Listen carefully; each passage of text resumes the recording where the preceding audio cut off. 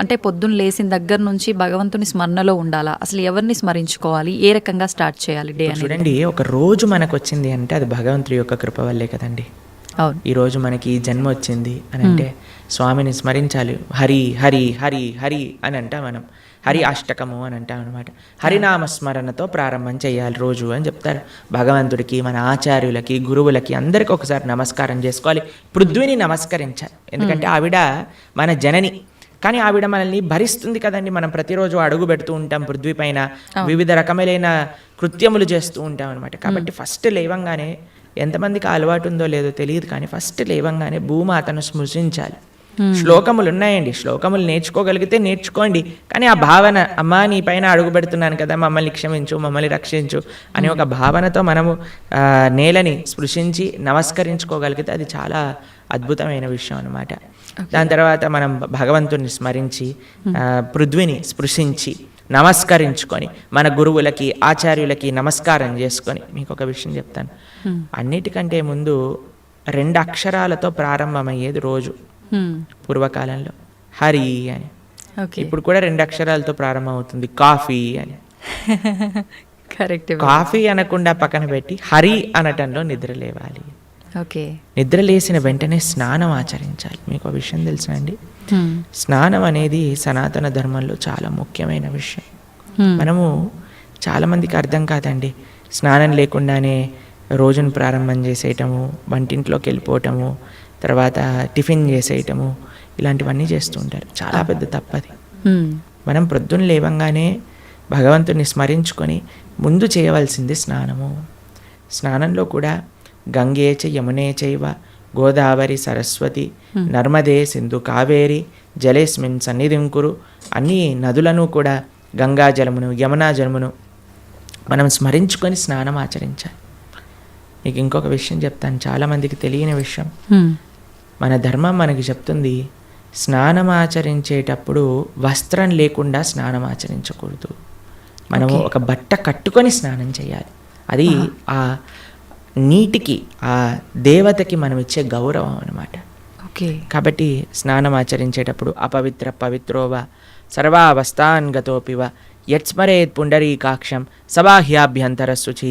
పుండరీకాక్ష పుండరీకాక్ష పుండరీకాక్షాయ నమః. శ్రీ విష్ణు శ్రీ విష్ణు శ్రీ విష్ణు భగవన్నామ. ప్రొద్దున లేచినప్పటి నుంచి భగవన్నా, స్నానం ఆచరించేటప్పుడు భగవన్నా, భగవంతుడి ముందుకెళ్ళి భగవన్నా, రోజంతా భగవన్నా. ఎంత మనము భగవంతుడి యొక్క నామంతో మనం కనెక్షన్లో ఉన్నామనుకోండి, అంత మనకి స్పిరిచువల్ ఎనర్జీతో మనం రీఛార్జ్ అయిపోతాం అనమాట. మనకు ఆ స్ట్రెంగ్త్ వస్తుంది. మన రోజులో ఉండే ఆ ఒడిదుడుకులు అన్నీ ఉంటాయి కదండి, వాటన్నిటిని ఎదుర్కొనే ఒక శక్తి మనకి భగవన్నామస్మరణతో వస్తుందన్నమాట. కాబట్టి ప్రొద్దున లేచాక హరినామస్మరణ, దాని తర్వాత చక్కగా మనం చేయవలసినది స్నానం, దాని తర్వాత భగవద్ ఆరాధన. ఇవి చేసేసుకున్నాం అనుకోండి, మనం ప్రొద్దున లేవంగానే ఫోన్కి ఛార్జింగ్ పెట్టేస్తాం కదా, అలా మన శరీరం ఛార్జ్ అయిపోతుంది ఇవి చేసేసుకున్నా. దాని తర్వాత రోజులో ఉండే మన కార్యక్రమాలన్నీ కూడా మనం చేసుకుంటూ ఉండొచ్చు అనమాట. ఓకే. అయితే ప్రభుజీ, మనం ఆచరించే స్నానం ఎంతో ఇంపార్టెంట్ అని చెప్పి మీరు చెప్పారు. అది ఆచరించడం ఒక ఎత్తు అయితే సమయం కూడా ఇంపార్టెంట్ అని చెప్పి అంటుంటారు కదా ప్రభుజీ, ఏ టైంలో స్నానం ఆచరించాలి అని చెప్పి, అది ఎలా చూసుకోవాలి? మనము, మన శాస్త్రాలు చెప్తున్నాయి బ్రహ్మ ముహూర్తంలో నిద్ర లేవాలి అని. అంటే సూర్యుడు వచ్చే ముందు. ఓకే. ఇప్పుడు మీకు ఒక విషయం చెప్తాను. మీ ఇంటికి ఒక గెస్ట్ వస్తున్నారు అనుకోండి. సరే, ఈరోజు మీకు పండగ రోజు మీరు ఏం చేస్తారు? అరే ఈరోజు పండగ, త్వరగా లేవాలి, త్వరగా లేసుకొని కార్యక్రమాలన్నీ చేసుకొని నైవేద్యాలన్నీ తయారు చేసుకొని మనం త్వరగా ఈ పండుగని ముగించుకోవాలి, అమ్మవారి పూజ చేసుకోవాలని మీరు అనుకుంటారు. అవునా కాదా చెప్పండి? లేదా ఒక గెస్ట్ వస్తున్నారు అనుకోండి, సపోజ్ మీ గురువు గారు రేపు మీ ఇంటికి వస్తున్నారు అన్నారు అనుకోండి. మీ గురువు గారు ఇంటికి వచ్చాక బయట నాక్ చేశాక మీరు లేచి స్నానం చేసి రెడీ అవుతారా? లేదా ఆయన వచ్చే ముందే అన్ని సదుపాయాలన్నీ కూడా సక్రమంగా చేసుకొని పెట్టుకుంటారా చెప్పండి? వచ్చే ముందే చేస్తాం, అంతే కదండి. ఎవరైనా గెస్ట్ వచ్చినా, మన ఇంటి గురువులు వచ్చినా, ఎవరో ఒకళ్ళు అలా చేసుకుంటాం కదా. సూర్య భగవానుడు ప్రత్యక్షంగా మనకి భగవంతుడి యొక్క స్వరూపం మనకి దర్శనమిస్తున్నారు. ఆయన ప్రతిరోజు ఉదయించే ముందే మనం నిద్ర లేవాలి. దాన్ని బ్రహ్మ ముహూర్తము అని అంటారు. సూర్యోదయం కంటే ముందు మనం నిద్రలేచి మన యొక్క స్నానాది కార్యములన్నీ పూర్తి చేసుకొని మనం రెడీగా ఉండాలి సూర్యుడిని స్వాగతించడానికి. మన యొక్క భగవన్నామ స్మరణ చేసుకుంటూ మనము రెడీ అయిపోతాం అనమాట. అందుకే సంధ్యావందనాది కార్యక్రమములు మనం ప్రొద్దున పూట, మధ్యాహ్నం పూట, సాయంకాలం పూట 3 పూటలు చేస్తామన్నమాట. ఆయన ఎవరికి చేస్తున్నాము అని అంటే సూర్యమండలంలో మధ్యలో ఉన్న భగవంతుడికి మనం చేస్తున్నాము. కానీ ఆయన మనకి భగవంతుడిని దర్శింపజేసే ఒక ప్రత్యక్షమైన క్యారియర్. ఓకే, కాబట్టి మనం ఆయన వచ్చే ముందే మనం నిద్ర లేవాలి. ఆయన రాకముందే మన యొక్క నిత్య కృత్యములన్నీ కూడా పూర్తి చేసుకొని మనము ఆధ్యాత్మిక కార్యక్రమంలో నిమగ్నమై ఉండాలి. ఓకే, మీరు చూడండి, ప్రొద్దున పూట లేవటం అనేది అటు మన ఆరోగ్యరీత్యా, అలానే సామాజిక పరంగా, అలానే మన ఆధ్యాత్మికంగా, శారీరకంగా, అన్ని మానసికంగా అన్ని విషయములలో మనకి మంచి చేస్తుంది. అందుకే early to bed and early to rice keeps a man healthy, wealthy and wise అని అన్నారు. కాబట్టి ప్రొద్దున పూట బ్రహ్మముహూర్తంలో నిద్ర లేచి స్నానం ఆచరించవలే. ఇది ప్రతి సనాతన ధర్మానికి సంబంధించిన వారు తప్పక ఆచరించాల్సిన ఒక పద్ధతి. ఓకే, అయితే ప్రభుజీ మనం మాట్లాడుకున్న దాంట్లో ఇంకొకటి భగవంతుడి ఆరాధన. చాలా వరకు అంటే ఇంట్లో మగవారు పూజ చేస్తేనే మంచి ఫలితం పొందుతారు అని చెప్పి ఈ మధ్య కాలంలో చెప్తున్నారు. కానీ ఎక్కువగా ఆడవాళ్ళే పూజ చేస్తుంటారు. అసలు నిజంగా ఆడవాళ్ళే పూజ చేయాలా, మగవారు చేయొచ్చా? అసలు మగవారు చేయాల్సిన కార్యక్రమాలు ఏంటి ఆధ్యాత్మిక పరంగా? ఎవరెవరు ఉద్ధరింపబడాలి అని అనుకుంటారో, ఎవరెవరికి భగవంతు అనుగ్రహం కావాలనుకుంటున్నారో వాళ్ళు చేయాలండి. మీకు ఒక విషయం చెప్తాను. ఒక మగవాడు పూజ చేసిన, ఆరాధన చేసిన, పుణ్యం చేసిన, పునస్కారం చేసిన దాంట్లో ఉండే 50% ఆడవారికి వెళ్తుంది. ఓకే, ఎంత? 50%. ఏదైనా పాపం చేశాడనుకోండి, దాంట్లో 1% కూడా ఆడవారికి రాదు. అదెలా ప్రభుజీ? మరి పుణ్యం అయితే పుణ్యం 50% వెళ్తుంది, పాపంలో వెళ్ళదు. ఓకే, స్త్రీ చేసిందనుకోండి పుణ్యం 1% హస్బెండ్కి రాదు, 100% ఆవిడ దగ్గరే ఉంటుంది. స్త్రీ ఏదైనా పాపం చేసిందనుకోండి, దాంట్లో 50% హస్బెండ్కి వెళ్తుంది. ఇది ఒక బంపర్ ఆఫర్ అనమాట, మన శాస్త్రాలు ఇచ్చింది. బాగుందా మీకు? బాగా అనిపిస్తున్నట్టుంది మీకు. శిల్ ప్రభుపాదుల వారు ఒక దగ్గర ప్రస్తావన చేస్తారు, everybody has to fly their own plane అంటారు. మనకి అంబరీష మహారాజు గారి వృత్తాంతంలో వస్తుంది. అయినా ప్రొద్దున లేవంగానే నిరంతరము కూడా భగవంతుడి యొక్క ఆరాధనలో, ఆయన చేతులన్నీ కూడా భగవంతుడి యొక్క పూజలో, పాదాలు భగవంతుడి యొక్క ఆలయ ప్రదక్షిణలో, మనసు భగవంతుని చింతించటం. సవై మన కృష్ణ పదార విందయో వాచాంసి వైకుంఠ గుణానువర్ణనే కరే హరేర్మందిరమార్జనాదిషు అని ఆయన యొక్క దినచర్య మొత్తం చెప్తారనమాట. ఇక్కడ వారి భార్య ఆరాధనకి నీళ్లు తెచ్చి తేవడానికి హెల్ప్ చేసినా సరే ఆయన అనేవారట, నా పూజ నేను చేసుకుంటాను, మళ్ళీ నీ పూజ నువ్వు చేసుకో. ఆయన అన్ని సదుపాయాలు సమకూర్చుకొని, ఎందుకంటే చూడండి భగవంతుడితో మనకుండే రిలేషన్షిప్ ఎక్స్ట్రీమ్లీ పర్సనల్ అండి. స్వామి మన తండ్రి, స్వామి మన తల్లి. ఇప్పుడు చూడండి మీకు ఒక విషయం చెప్తాను. మన ఇంట్లో ఎవరిదైనా పుట్టినరోజు ఉందనుకోండి, మనం ఏం చేస్తాం? ఒకసారి మాకు ఈ సంఘటన ఎదురైందనమాట. నేను మా తమ్ముడు కలిసి మా అమ్మగారికి గిఫ్ట్ ఇవ్వాలి అంటే, మా తమ్ముడు అన్నారు, నువ్వు నీ గిఫ్ట్ ఇవ్వు, నేను నా గిఫ్ట్ ఇస్తాను. ఎందుకంటే అమ్మకి నీ గిఫ్ట్ వేరే, నా గిఫ్ట్ వేరే. ఎందుకంటే మన ఇద్దరికి అమ్మ కదా. కాబట్టి అమ్మతో నాకుండే రిలేషన్షిప్ ఒకటి, మా తమ్ముడుకుండే రిలేషన్షిప్ ఒకటి, అంతేనా? అయితే మేమిద్దరం అనుకున్నాం, సరే నేను నాకు తోచింది, నాకు ఇష్టం ఉన్నట్టుగా నేను చాలా బాగా పెయింటింగ్ చేసేవాడిని అనమాట, డ్రాయింగ్ చేసేవాళ్ళం అనమాట. అయితే నేను ఇచ్చేస్తాను, నేను ఏదో ఒకటి స్కెచ్ చేసిస్తాను అంటే, మా తమ్ముడు అన్నాడు, నేను ఏదో ఒకటి తయారు చేస్తాను, ఏదో ఒక బొమ్మ లాంటిది ఏదో ఒకటి తయారు చేస్తాను, ఇస్తాము అని ఇద్దరం వేరు వేరు చేసి ఇచ్చామన్నమాట. అంటే ఎందుకు అని అంటే, మనకి మన ప్రేమను వ్యక్తపరచుకునే మార్గం ఒకటి, ఒక ఇంట్రెస్ట్, ఒక టాలెంట్, ఒక way of expressing hour love ఉంటుంది, అంతే కదా. అలానే భగవంతుడితో కూడా ఒక భర్త తన కర్తవ్యం, అరే నేను భగవంతుడి యొక్క మార్గంలో, నాకు భగవంతుడు అవసరము, అందరికీ భగవంతుడు అవసరమే కదండి, ఆయన అందరికీ తండ్రి తల్లి పిత పరమాత్మ అందరికీ ఆయనే. కాబట్టి మనం ఎలా ఆలోచించాలి అని అంటే, ఒక హస్బెండ్ తన ఆరాధన తాను చేసుకోవాలి, ఒక వైఫ్ తన ఆరాధనలోకి సంబంధించిన విషయములని సమకూరుస్తుంది, వంట చేసిస్తుంది, పూలమాలలు కట్టిస్తుంది. దాని తర్వాత వారి హస్బెండ్ వెళ్ళిపోయాక వైఫ్ తన ఆరాధన తాను చేసుకుంటుంది, పిల్లలు వచ్చి దండం పెట్టుకుంటారు, ఏదో అమ్మ నాన్నలకి ఇద్దరికి హెల్ప్ చేస్తారు, అందరు కలిసి ఆరాధన ఒకటి ఉంటుంది, ఒక్కొక్కళ్ళు కలిపి ఆరాధన ఉంటుంది అన్నమాట. కాబట్టి ఏదో స్త్రీలు చేస్తే ఇల్లంతా బాగైపోతుంది అనే భ్రమలో నుంచి బయటపడండి, మీకు 1% పుణ్యం రాదు. కాబట్టి జాగ్రత్తగా మీ పూజ మీరు చేసుకోండి, మీరు బాగుపడాలి అని అనుకుంటే. కాబట్టి పురుషులు తప్పకుండా ఆరాధన చేయాలి. పురుషులు ఆరాధన చేస్తున్నారు కదండి, స్త్రీలు వదిలేయకూడదు.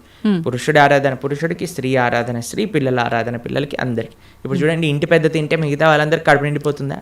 లేదు, ఎవరికి వాళ్ళు తినాల్సిందే, అంతే కదండి. మీరు అంటారు కదా, అయ్యా మీరు తినండి, అయ్యా మేము పర్వాలేదు, మీరు తింటే మాకు తిన్నట్టే అని అంటారా? లేదా మీ హస్బెండ్ వచ్చి అమ్మ నువ్వు తినేసి నాకేం పర్వాలేదు, నువ్వు తింటే నేను తిన్నట్టే అంటారా? కాదు కదా. ఎవరెవరికి శక్తి కావాలంటే వారు వారు భోజనం చేయాలి. అలానే మనం కూడా మనకి శక్తి కావాలి, మనకి భగవంతుడి యొక్క కృప కావాలి అంటే మనం భోజనం చేస్తే ఎలా అయితే మనకి శక్తి వస్తుందో మనము ఆరాధన చేసుకుంటే అలా మనకి భగవంతుడి యొక్క కృప అనేది లభిస్తుంది. ఓకే ప్రభుజీ, చాలామంది ఏదైనా మంచి జరిగినా చెడు జరిగినా నా అదృష్టం బాగాలేదు, నా రాతి ఇంతవరకే ఉంది, భగవంతుడు ఇలా రాశాడు అని చెప్పి అంటూ ఉంటారు. నిజంగా అంటే మన చేతిలో ఏముండదా, మనం చేసే పనులను బట్టి మన లైఫ్ని డిసైడ్ చేసుకోవడం? భగవంతుడు పుట్టినప్పుడే అవన్నీ డిసైడ్ చేసి ఇలా అని చెప్పి చూస్తాడా? మనకి ఒక సర్కమ్స్టెన్స్ ఇస్తాడండి భగవంతుడు. చాయిస్ ఎప్పుడు మన చేతుల్లోనే ఉంటుంది, మనం ఏం చేయాలి అని. ఫర్ ఎగ్జాంపుల్ మీకు ఒక విషయం చెప్తాను. ఒకరికి ఇల్లు రాసుంది, ఒకళ్ళ ఇల్లు మీకు మీ జీవితంలో కలుగుతుంది అని రాసి ఉంటుందండి. కానీ ఆ ఇంట్లో ఏం చేస్తారనేది మీ చేతుల్లో ఉంది. ఓకే, ఇల్లు వస్తుందనే వరకు మాత్రమే మన చేతుల్లో ఉంది. ఇంట్లో ఏం చేస్తాం, మనం ఒక చక్కటి పూజ చేసుకుంటామా, పునస్కారం చేసుకుంటామా, లేదా 10 మందిని పిలిచి మందు పోసి డాన్స్లు వేస్తామా అనేది మన చేతుల్లో ఉంది. మీరు కానీ మంచి ఆరాధన చేసుకున్నారనుకోండి, ఆ పుణ్యాన్ని బట్టి మీకు నెక్స్ట్ ఏమవుతుందో రాసింది. లేదు మనం తప్పు చేసామనుకోండి, ఆ తప్పు బట్టి నెక్స్ట్ కర్మ ఏర్పడుతుంది అనమాట. What is return is what you will get. మనకేం వస్తుంది అని, దాంతో మనం ఏం చేస్తాము అనేది రాసలేదు, అది మనకు వదిలేశాడు భగవంతుడు. మన విచక్షణతో మంచి మనస్సుతో మనం దాన్ని ఆచరణ చేయాలి. అంటే మన చేతిలో ఉన్నట్టే, 100% మన చేతుల్లో ఉంది. ఇప్పుడు అంటుంటారు కదా, పరిస్థితులను బట్టి ఇంట్లో వాతావరణాన్ని బట్టే పిల్లల బుద్ధులు కూడా అని చెప్పి, ఇప్పుడు ఇది కూడా అలాగే భగవంతుడు మనకు ఒక ప్లాట్ఫామ్ ఇచ్చి వదిలేశారు, ఎలా అనేది మన చేతుల్లోనే ఉంది. ఇప్పుడు మీకు ఒక ఫోన్ ఇచ్చారనుకోండి, ఫోన్ ఇచ్చారు, ఫోన్తో మీరు ఏం చేయొచ్చు అనేది మీ చేతుల్లో ఉంది. ఒకళ్ళు ప్రవచనమైనా అయినచ్చు, లేదా పిచ్చి పిచ్చి సీరియళ్ళు సినిమాలైనా చూడొచ్చు. ఫోన్ రావటం మన చేతుల్లో ఉంది, దాంతో ఏం చెయ్యాలి మీ చేతుల్లో. ఇప్పుడు మీరేం చేస్తారు, పిల్లల్ని స్కూల్లో వేస్తారు, మంచి స్కూల్ చూస్తారు, అరే ఈ పిల్లలు మంచి చదువుకోవాలి, మంచి స్కూల్లో చదువుకుంటే వాళ్ళు మంచి మార్గంలోకి వెళ్తారు, కష్టమైనా ఏదైనా సరే కష్టపడి అయినా సరే వాళ్ళని మంచి స్కూల్లో జాయిన్ చేస్తారు. మంచి స్కూల్లో జాయిన్ చేశాక వాడు చదువుతాడా లేదా అనేది ఎవరిపైన నిర్ధారణ పడి ఉంటుందండి? వాళ్ళపైన. ఒక స్కూల్లో ఒక టీచర్ 10 మందికి ఒకటే రాగంగా చదువు చెప్తుంది, కానీ ఒక్కొక్కరు ఒక్కొక్క విధానంగా చూసుకుంటారు. ఎందుకు? వాళ్ళ శ్రద్ధ బట్టి. ఓకే, అలానే మన జీవితంలో కూడా ఏమీ నీ దగ్గరకు వస్తుంది అనేది రాసి ఉంటుంది, దాన్ని ఎలా యూజ్ చేస్తావు అనేది నీ చేతుల్లో ఉంది. ఓకే ప్రభుజీ, అంటే దీని ఆధారంగా తీసుకుంటే అంతా మంచిగా ఎక్కువ డివోషనల్ సైడ్ ఉండి అన్ని మంచి పనులు చేసి న్యాయంగా ఉన్న వాళ్ళు కూడా చాలామంది ఇబ్బందులు పడుతున్న వాళ్ళని కూడా చూస్తున్నాం కదా, మరి భగవంతుడు అలాంటి వాళ్ళకి ఎందుకు సపోర్ట్ చేయడంటారు? మీకు ఒక విషయం చెప్తాను, చాలా జాగ్రత్తగా ఆలోచించవలసిన విషయం. మీకు నిజంగా ధార్మికంగా, నిజంగా ఆధ్యాత్మికంగా ఉంటే వాడు ఎప్పుడు నాకు ఇబ్బంది వచ్చిందని అన్నాడు. మీకు ఒక విషయం చెప్తాను, మా అమ్మమ్మ ఆవిడ పెద్దజీయర్ స్వామి వారి యొక్క శిష్యులు అనమాట. అయితే చాలా వృద్ధురాలు, 85 years దాటిపోయి ఉంటుంది. నడిచేటప్పుడు ఇలా వంగిపోయి నడుస్తారనమాట, మొత్తం ఇలా కిందికే చూస్తారు ఆల్మోస్ట్గా. చాలా ఆరోగ్యం అస్సలు బాగుండదు అనమాట. అయితే మాకు ఒకసారి ఫోన్ చేశారు. ఫోన్ చేశాక ఆవిడ రోజు ఒక 6-7 గంటలు భగవన్ నామస్మరణ చేస్తారు. విష్ణు సహస్రనామం రోజు 2 పూటలు చదువుకుంటారు, గీతా పారాయణ చేస్తారు, అన్నీ చేస్తారు. ఒకసారి నాకు ఫోన్ చేశారు, ఆ అమ్మమ్మ యొక్క ఆరోగ్యం అస్సలు బాగాలేదు, ఫోన్ చేసి ఆవిడ యొక్క ఆరోగ్యం బాగా అవ్వాలి, భగవంతుడికి ప్రార్థన చేస్తున్నానని చెప్పు అని అన్నారనమాట. అస్సలు అంటే అస్సలు బాగాలేదండి ఆరోగ్యం. అప్పుడు మేము ఫోన్ చేసాం, ఫోన్ చేసి మీకోసం ప్రార్థన చేస్తామండి, మీ ఆరోగ్యం బాగా అవ్వాలి అని అంటే ఆవిడ అన్నారు, ఆరోగ్యం కోసం ప్రార్థన చేయాల్సిన అవసరం లేదు, ఈ ఆరోగ్యంలో తక్కువ ఎక్కువ అవుతూనే ఉంటుంది, నేను భగవంతుని ఎల్లప్పుడూ గుర్తుపెట్టుకోవాలి, మా ఆచార్యులు చెప్పిన విషయాలన్నీ మాకు గుర్తుండాలి, చనిపోయే చిట్ట చివరి క్షణంలో ఆ స్వామి యొక్క ఆ స్మరణ నాకు రావాలి అని దండం పెట్టుకో, ఆరోగ్యం గురించి దండం పెట్టుకోవాల్సిన అవసరం లేదు అని చెప్పి. నిజంగా ధార్మికమైన చింతన ఎవరికైనా ఉందనుకోండి, వారు ఎప్పుడూ కూడా నాకు వచ్చే కష్టం అని అనుకోరండి. వచ్చే ఒకటే కష్టం ఏంటో తెలుసా అండి, భగవంతుణ్ణి విస్మరించటమే నిజమైన కష్టం జీవుడికి. అది లేనప్పుడు ఏ కష్టంలోనైనా సరే భగవంతుడు కుంతిమారాని ఏమంటుందో తెలుసా అండి, అయ్యా నాకు ఇంకా కష్టాలు ఇవ్వు కృష్ణ అంటుంది. ఎందుకో తెలుసా, కష్టాలు ఇచ్చినప్పుడు నిన్ను గుర్తొస్తున్నారు, మాకు సుఖాలు వచ్చాయనుకో నిన్ను మర్చిపోతాం. కాబట్టి ధార్మిక చింతన ఉన్న ఏ వ్యక్తి కూడా కష్టం వచ్చింది అని అనుకోడు, ప్రతి ఒక్కటి భగవత్ ప్రసాదంగా స్వీకరిస్తారు. ఓకే, అది ముఖ్యమండి. మాకు ఎంతోమంది, మీకు ఒక విషయం చెప్తాను, శ్రీల కదంబకానన స్వామి అని మా ఇస్కాన్లో ఒక స్వామీజీ ఉంటారనమాట. ఆయనకి 4th స్టేజ్ క్యాన్సర్. ఈరోజు టెస్ట్కి వెళ్ళారు, తెలిసిపోయింది, రేపు అడ్మిట్ అవ్వాలి డాక్టర్ అని చెప్పారు. మీరు ట్రీట్మెంట్లో ఉన్నారనుకోండి, 1 year మీరు హాస్పిటల్లో ఉండండి, మేము మీకు ట్రీట్మెంట్ చేస్తాము, ఒక 2-3 సంవత్సరాలు బ్రతుకుతారు మీరు అన్నారు. ఆయన అన్నారు, భగవంతుడు ఇచ్చిన జన్మ నాకు, దీన్ని భగవంతుడి యొక్క సేవలో వినియోగించుకోవాలి, 2-3 సంవత్సరాలు ఎక్స్ట్రా బ్రతకడం వల్ల ఏం చేసేది లేదు, కాబట్టి నేను బృందావనానికి వెళ్ళిపోతాను అని అన్నీ వదిలేసి బృందావనానికి వచ్చేసారు. సంవత్సరం పాటు అక్కడ పూర్తిగా తెలుసు ఆయనకు, ఒక్కొక్క రోజులో నా రోజు అయిపోతుంది, ఇంకా డాక్టర్స్ చెప్తున్నారు ఇంకా 10 రోజులు, ఇంకా 2 రోజులు, ఇంకొక రోజు మాత్రమే. బిందాస్గా కూర్చొని చేర్పైన వాళ్ళ శిష్యులందరికీ కూడా ఉపదేశం చేసి, కీర్తన చేస్తూ, భగవన్నామ స్మరణ చేస్తూ, విగ్రహాలు ముందే పెట్టుకొని రోజు ఆరాధన చేస్తూ, చివరి రోజు కూడా నవ్వుతూ బ్రహ్మాండంగా ఆనందంగా ఆ మృత్యు యొక్క ఒడిలోకి, అంటే భగవద్భక్తులకు మృత్యు రాదండి, శ్రీకృష్ణ పరమాత్మ డైరెక్ట్గా వస్తారనమాట. కాబట్టి కష్టం ఏమి కష్టం కాదండి ఈ ప్రపంచంలో. కష్టం వచ్చినా సరే అది మనం పూర్వజన్మ చేసుకున్న ఫలము. ఇప్పుడు మీరు ఆయన మంచోడు అని అంటున్నారు అంటే, లేదా మంచి చేస్తున్నారు అనుకుంటున్నారు, ఇంతకు ముందు ఏం చేశామో మీరు చూసారా? లేదు. మనం ఇంతకు ముందు జన్మలో ఏం చేసుకున్నామో మనకు తెలియదు కదా. కాబట్టి కష్టం వస్తుంది అని అంటే అకారణంగా కష్టం ఎందుకు ఇస్తాడండి? భగవంతుడికి ఏం పని లేదా? ఆయన ఇక్కడ ఉన్నారు కదా హైదరాబాద్లో మూసాపేటలో, ఆయన కష్టం ఇవ్వండి కొద్దిగా చూద్దాం ఎలా బాధపడతాడో అని ఆయన ఏమన్నా పైన వైకుంఠం నుంచి ఆ పని చేస్తున్నారో చెప్పండి. లేదు. ఆయన ఎందుకు అంటాడండి ఎవరికైనా కష్టం తెప్పించాలి అని భగవంతుడు ఎందుకు అనుకుంటాడు చెప్పండి? ఇప్పుడు మీరు చూడండి, చిన్నపిల్లలు ఇప్పుడు నేను బాగా అల్లరి చేశారనుకోండి, రూమ్లో వేసేస్తారు, వేసేసి లాక్ పెట్టేస్తారు, లాక్ పెట్టేసి ఏడుస్తారనమాట పిల్లలందరూ చాలా. అమ్మాయి ఏమన్నా కావాల్సుకొని అరే మా పిల్లవాడు బాగా ఏడుస్తున్నాడు అని ఆనందపడుతుందా అండి? ఎందుకు వేసింది రూమ్లో? తెలుసుకోవాలని, అల్లరి మానేయాలి, మంచిగా ఉండాలి బుద్ధిగా కదండి. అమ్మ ఒక కొట్టినా, ఒక మాట అన్నదా, తిట్టినా, రూమ్లో వేసినా, దేనికైనా సరే ఒక పనిష్మెంట్ ఎందుకు వస్తుంది? ఎందుకంటే మారి మంచి విషయములు తెలుసుకొని ముందుకెళ్తారేమో అని. భగవంతుడు కూడా మనకి ఏదన్నా ఇచ్చాడు అని అంటే, ఒక కష్టం ఇచ్చాడు అని అంటే, ఆ కష్టం నుంచి ఏం నేర్చుకోవాలి? Failures are stepping stones for success అని అంటారు. ఒక నష్టం జరిగినా, ఒక ఏదైనా సరే, అరే మనం ఇంకా ఇంకా ఇంకా భగవన్ నామస్మరణ ఎలా చేసుకోవాలి, భగవంతుడికి దగ్గరికి ఎలా అవ్వాలి. ఇప్పుడు మీకు ఒక విషయం చెప్తానండి. బృందావనంలో లాస్ట్ ఇయర్ మేము ఆ వీడియో చూస్తున్నాం అనమాట. యమునా నది మొత్తం పొంగిపోయి బృందావనం మొత్తం కూడా మునిగిపోయిందనమాట.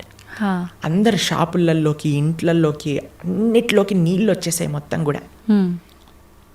అయితే ఇంటర్వ్యూ చేసే వాళ్ళు వెళ్తున్నారనమాట. వెళ్తూ టీవీ ఛానల్లో వాళ్ళు ఏమనిపిస్తుందండి మీకు, ఏమనిపిస్తుందండి అంటే, ఓ బహుత్ మజా ఆ రహా హై, యమునా మహారాణి హమారే ఘర్ మే ఆ గయి హై అని ఆరతులు ఇస్తున్నారనమాట. వాళ్ళకి ఏమనిపించట్లేదు, వాళ్ళ సామాన్లు కొట్టుకుపోయాయి, వాళ్ళ షాప్ పాడైపోయిందని. యమునా మహారాణి హమారే ఘర్ పధార్ రహీ హై, యమునా మహారాణి హమారే షాప్ మే ఆ గయి హై, అందరు కీర్తన పెట్టుకొని డాన్స్ వేస్తున్నారు అనమాట. చూడండి, అదే మన ఇంట్లో నీళ్ళు వచ్చాయనుకోండి, హే ఈ గవర్నమెంట్ గలీజ్ది, ఇది ఇట్లా అయిపోయింది, అది అలా అయిపోయింది అని మనం ఏడుస్తూ ఉంటాం. అవును ఇది చూసే విధానం అండి జీవితంలో. ఒకటి కష్టం వచ్చినా నష్టం వచ్చినా భగవత్ ప్రసాదంగా ఉన్నాం అనుకోండి, ఏం పెద్ద కష్టం లేదు. కానీ పరమాత్మ ఎవ్వరికి కష్టం ఇవ్వాలి అని అనుకోరు. మన యొక్క పూర్వజన్మ ఫలితం మనకు ఒక విధంగా వచ్చిందనుకోండి, దాన్ని స్వీకరించాలి. తండ్రి ఐ యాక్సెప్ట్ అని ముందుకెళ్ళాలి.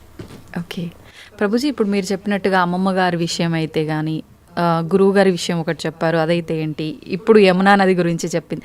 ఇంత ప్రశాంతంగా కష్టం వచ్చినా ఇది కష్టం కాదు, అది కూడా భగవంతుడి కృపే, ఆయన అనుగ్రహమే అని చెప్పి దాన్ని సుఖంగా భావించాలి అని అంటే నిజంగా అసలు అంత ఈజీగా ఎలా సాధ్యపడుతుంది? ఈ కుటుంబ జీవనంలో ఉన్న వాళ్ళకి ఇదంతా ఎంత ఆధ్యాత్మికంగా ఉన్నా సాధ్యపడుతుంది అంటారా? చెప్పిన వాళ్ళందరూ కుటుంబ జీవితం ఉన్నారు, కానీ ఎక్కడో కొంతమంది, అందరికీ అలా సాధ్యపడాలంటే చాలా ఈజీ అండి.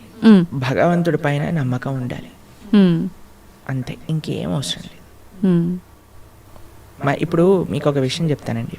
మీ డాటర్స్ ఉన్నారు, మీ డాటర్స్కి మా అమ్మ నాన్న నాకు చేసింది మంచి అని అనుకుంటే మీరు ఏమన్నా సరే వాళ్ళు యాక్సెప్ట్ చేస్తారు, మీ మాట వింటారు. వాళ్ళు అనుకున్నారనుకోండి, మా అమ్మకి ఏం తెలుసు నా గురించి, నాకు బాగా తెలుసు, నాకు ఏది మంచో ఏది చెడు అని అంటే మీరు ఏమంటారండి మీ పిల్లల్ని చూసి? అరే ఇంత చిన్న పిల్లలు రా, మీకేం తెలుసు మంచి చెడు అంటే ఏంటో, అదే అనుకుంటాం కదా. కాబట్టి మనకి ఎలా తెలుస్తుందండి మంచి అంటే చెడు అంటే ఏంటి అని? అరే భగవంతుడి పైన, అరే భగవంతుడికి తెలియదు ఉంటుందా చెప్పండి? లేదు. స్వామి మనల్ని సృష్టించిన వ్యక్తి, ఆయనకి తెలియదా అండి మనకి మంచి ఏది చెడేది అని? ఆయన పైన నమ్మకం ఉండాలంతే. స్వామి మారోబి రాకోబి, నువ్వేం చేసినా నాకు మంచి చేస్తావు, నమస్కారం అనండి, అంతే. ఇంకా ఏం జరిగినా సరే మనం దాన్ని తీసుకోగలము. ఆ భక్తి, ఆ శరణాగతి భగవంతుడి పైన ఉండాలంతే. ఓకే ప్రభుజీ, మన హిందూ ధర్మం విషయానికి వస్తే కొన్ని కోట్ల దేవతలు రకరకాల రూపాలుగా ఆరాధిస్తారు. ఎందుకని? భగవంతుడు ఒక్కడే కదా, ఇన్ని రూపాలుగా ఎందుకు ఆరాధించాలంటారు? భగవంతుడు ఎన్నో రూపాల్లో లేడండి, భగవంతుడు ఒక్కడే. గోవిందం ఆది పురుషం తమహం భజామి. ఆ స్వామి, ఇప్పుడు చూడండి, మన కంట్రీ తీసుకున్నాం అనుకోండి, ఒక ప్రైమ్ మినిస్టర్ ఉంటాడు. ఆ ప్రైమ్ మినిస్టర్ యొక్క క్యాబినెట్లో మిగతా మంత్రులు ఉంటారనమాట. ఆ మంత్రుల యొక్క ఆఫీస్లో చాలా మంది పనిచేస్తూ ఉంటారు. ఇదంతా కలిపి మనం ఒక గవర్నమెంట్ అంటాం, అంతేనా? అలానే భగవంతుడు ఒక్కడే ఉంటాడు, ప్రైమ్ మినిస్టర్ ఒక్కడే ఉన్నట్టుగా భగవంతుడు ఒక్కడే ఉంటాడు. ఆయన యొక్క మినిస్ట్రీలో చాలా మంది మంత్రులు ఉంటారనమాట. ఒకడు వాటర్ డిపార్ట్మెంట్, వరుణుడు చూసుకుంటాడు. ఆ తర్వాత హోమ్ మినిస్ట్రీ ఇంద్రుడు చూసుకుంటాడు. లేదా మెయింటెనెన్స్ ఒక డిపార్ట్మెంట్, డిస్ట్రక్షన్ ఒక డిపార్ట్మెంట్, ఫైర్ ఒక డిపార్ట్మెంట్, ట్రెజరీ, ఫైనాన్స్ ఒక డిపార్ట్మెంట్. అట్లా ఒక్కొక్క దేవత దగ్గర ఒక్కొక్క డిపార్ట్మెంట్ ఉంది. దాని కింద చాలా మంది పనిచేస్తూ ఉంటారు. కానీ స్వామి ఏం చేస్తుంటారు? స్వామి ఇవన్నీ పట్టించుకోడండి పెద్దగా. స్వామి యొక్క పాదాలకు ఉండే ఒక ధూళి యొక్క కణం యొక్క కాంతి ఈ ప్రపంచాన్ని మొత్తం నడిపించేది, అంత శక్తి భగవంతుడి దగ్గర ఉంది. భగవంతుడు ఏం చేస్తాడు? కేవలం తన భక్తులతో తాను లీలలు చేస్తూ ఉంటారనమాట. తన భక్తుల యొక్క ప్రేమను ఆస్వాదన చేస్తూ ఉంటారు. స్వామి పెద్దగా సృష్టి చేసి, పద ఈరోజు భూమిని సృష్టి చేద్దాం, పద ఇక్కడ ఇది చేద్దాం, అది చేద్దాం, ఆయన ఏం పట్టించుకోడు. ఆయన తన భక్తులు ఎక్కడెక్కడ ఎత్ర గాయంతి మద్భక్త తత్ర తిష్టామి నారద, తన భక్తులు రక్షించుకోవడానికి, తన భక్తుల్ని కాపాడుకోవడానికి, తన భక్తుల యొక్క ప్రేమను స్వీకరించడానికి స్వామి చేస్తుంటారు. మిగతావన్నీ ఆయన సిస్టమ్, ఒక సిస్టమ్ పెట్టేశారనుకోండి, ఆ సిస్టమ్ నడుస్తూనే ఉంటుంది. అలా భగవంతుడి యొక్క మినిస్ట్రీలో ఎంతో మంది దేవతలు ఉన్నారు. ఆ దేవత ఆ పని చేస్తూ ఉంటుంది. భగవంతుడు ఒక్కడే, దేవతలు చాలా మంది. దేవతలందరూ కూడా భగవంతుడి కింద ఆయన యొక్క సేవ చేస్తూ ఉన్నారనమాట. అది విశేషం. ప్రభుజీ, పుట్టుక చావు ఈ రెండు సృష్టి ధర్మం అందరికీ తెలిసిన విషయమే. పుట్టినప్పుడు ఎంతైతే సంతోషపడతామో, మరణం సంభవిస్తుంది అని తెలిసినప్పుడు అంతే ఎక్కువగా బాధపడతాం. అయితే కొంతమందికి ఇందాక మీరు చెప్పినట్టుగా ముందే డాక్టర్లు డిసైడ్ చేస్తారు ఇన్ని రోజుల కంటే ఎక్కువ బ్రతకరని. అలాంటి సందర్భాల్లో కూడా అసలు వాళ్ళు ఆ న్యూస్తో ఎక్కువ ఇబ్బంది పడి తొందరగా పోయే వాళ్ళు కూడా ఉన్నారు. అసలు వీటన్నిటి గురించి భగవద్గీతలో ఏం చెప్తారు? ఎవరికైతే తన పైన కాన్ఫిడెన్స్ లేదో వాడు భయపడాల్సిందే కదండి. మనం చేసిన పాపాలు, మనకుండే అనుబంధాలు ఎక్కువ ఉన్నాయనుకోండి, ఆ జీవుడు చాలా కష్టపడతాడు పోవడానికి. ఇప్పుడు అందరికీ భయం ఏంటండి? చావే కదా భయం. రోగం రాకూడదు, తర్వాత ముసలి వాళ్ళు అవ్వకూడదు, అందుకే కదా ఎక్కడిచ్చినా వైట్ హెయిర్ వచ్చేసినా పెయింట్ వేసేస్తాం. దాని తర్వాత మిగతా అన్ని మేకప్ డిపార్ట్మెంట్లు ఇవన్నీ ఎందుకు ఇంత ఫ్లరిష్ అవుతున్నాయంటే జనాలకి ఒకటే ముసలితనం వద్దు, రోగం వద్దు, చావద్దు. ఈ మూడింటిని తప్పించుకోలేము. ఇదే జీవితం అంటే. ఎంత మనం కవర్ వేసినా, ఎంత మనం ఏది చేసినా సరే మన యొక్క ఆ వయస్సు ముందుకు వెళ్ళిపోతూనే ఉంటుందండి. హ్మ్. మనకి రోగగ్రస్తుని అవ్వాల్సిందే. కోటీశ్వరుడికి కరోనా రాదు, లేదండి మేము జస్ట్ మిడిల్ క్లాస్కి వస్తామంటుందా? అది ఎవరికైనా వస్తుంది. అవును. కంపల్సరీ బాధపడాల్సిందే. హ్మ్. అందుకే ఈ ప్రపంచం అంటారు, ఈ ప్రపంచంలో అన్నిటినీ అడ్జస్ట్ చేయడానికి చూడకు అని అంటారు. హ్మ్. జన్మ మృత్యు జరా వ్యాధి దుఃఖ దోషాను దర్శనం. హ్మ్. ఈ దుఃఖములు అనేవి ప్రతి ఒక్కరికి ఈ ప్రపంచంలో ఉంటాయి. మనం ఆలోచించవలసింది ఏంటి అని అంటే, అరే ఈ దుఃఖాలే రాకుండా దీన్ని ఆపాలని ప్రయత్నం చేయక, ఇది వస్తూనే ఉంటాయి, కానీ దీనికి పర్మనెంట్ సొల్యూషన్ ఏమిటి? హా. ఇప్పుడు మీకు ఒక విషయం చెప్తాను. కొన్నిసార్లు శరీరం పైన హ్మ్. పుండ్లు వస్తాయి, బాయిల్స్ అని అంటారు. హ్మ్. వాటికి ఒక టెంపరీ ట్రీట్మెంట్ ఏంటి, డాక్టర్ దగ్గరికి వెళ్ళాను అనుకోండి, అది కట్ చేసేస్తారు. ఆ ప్రదేశంలో ఇలా ఒక ఆయింట్మెంట్ రాసేసి కట్టేసేస్తారు అనమాట. ఇక్కడ పోతుంది, ఇక్కడ వస్తుంది, హ్మ్. ఇక్కడ పోతుంది, ఇక్కడ వస్తుంది, ఇక్కడ పోతుంది, ఇక్కడ వస్తుంది, ఇక్కడ పోతుంది, ఇక్కడ వస్తుంది. హ్మ్. అది ప్రతిసారి వచ్చినప్పుడల్లా కట్ చేసేసుకొని ఆయింట్మెంట్ రాసేసుకొని పూసేసుకోవటం ఇదొకటి. ఆ. లేదు, ఇంకొద్దిగా డీప్గా వెళ్ళామనుకోండి, అసలు ఎందుకు ఇది వస్తుంది ఇన్ఫెక్షన్ అని అంటే, బ్లడ్లో ఇంప్యూరిటీస్ ఉన్నాయి. సరే, let me cleanse my blood, ఆ రక్తాన్ని క్లెన్స్ చేద్దాం అని ఆ క్లెన్జింగ్ ప్రాసెస్తో ఉన్నారనుకోండి, పర్మనెంట్గా అసలు బాయిల్సే రావు కదా. అవును. మనం ఏం చేస్తున్నాం, మరమ్మత్తు చేస్తున్నాం, చిన్న చిన్న మరమ్మతులు చేస్తున్నాం అనమాట. హ్మ్. పుండిని ఊదుతున్నాం మనం. అరే పుండే రాకుండా చూసుకో అని ఆధ్యాత్మిక మార్గం చెప్తాం. హ్మ్. కాబట్టి మనం ఏం చేయాలి, ఆ బ్రహ్మభువనాలోక పునర్ ఆవృత్తినో అర్జున మాముపేత్యతు కౌంతయ్య పునర్జన్మన. హ్మ్. భగవంతుణ్ణి ఆశ్రయించాలి. భగవంతుణ్ణి చేరుకున్న వాడికి ఎప్పుడు మళ్ళీ ఇలాంటి కష్టములు రావు. హ్మ్. అందుకే జన్మ మృత్యు ఇవన్నీ కృష్ణుడు భగవద్గీతలు చెప్పారు. పుట్టిన ప్రతివాడు చావక తప్పదు, చచ్చిన ప్రతివాడు పుట్టక తప్పదు. ఎప్పటి వరకు? భగవంతుడి దగ్గరికి వెళ్ళనంత వరకు. హ్మ్. అందుకే మన మానవ జన్మ యొక్క ప్రయోజనం ఏంటి అంటే, స్వామి దగ్గరికి వెళ్ళి స్వామి యొక్క సేవ చేయటము. ఓకే ప్రభుజీ, భగవద్గీత అంటే ఇప్పుడు చాలా వరకు చనిపోయిన వాళ్ళు దగ్గర మాత్రమే వినిపిస్తోంది. అసలు ఏంటి నిజంగా భగవద్గీత అనేది ఆ సమయంలో మాత్రమే ఉపయోగించుకోవాల్సిన ఒక అంశం అంటారా?